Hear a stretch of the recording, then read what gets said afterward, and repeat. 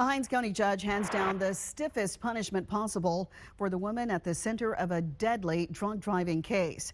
Beth White was sentenced to 110 years in prison. The 53-year-old was driving drunk when she killed a mom and her 6-month-old son. Our Quentin Smith was in the courtroom today. He brings us reaction from the sentencing and tells us why her attorney still plans to appeal. Family members of Allison Conaway came into this courthouse wanting to see Beth White receive the maximum sentence.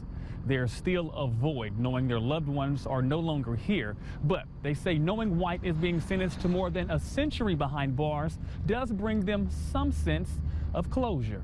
Count 1, you are hereby sentenced to 25 years. Inside the courtroom. Count 2, you are hereby sentenced to 25 years. Beth White.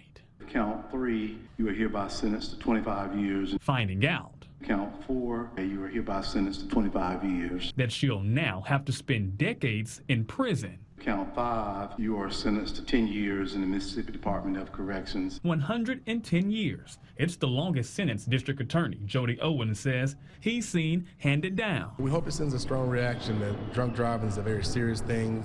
Lives are devastated as a result. Earlier this month, White was found guilty on 4 counts of aggravated DUI and 1 count of DUI fourth offense. The 53-year-old was driving drunk when she crashed into and killed 39-year-old Allison Conaway and her 6-month-old son Alex, and also seriously injuring her 2 daughters, Chloe and Chelsea. This is video of that incident from November of 2021.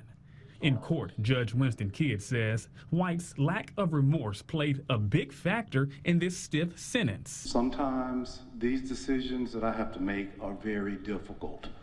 This decision will not be difficult. You've not once apologized for your actions, and for that, you should be ashamed. She never wanted any of this to happen.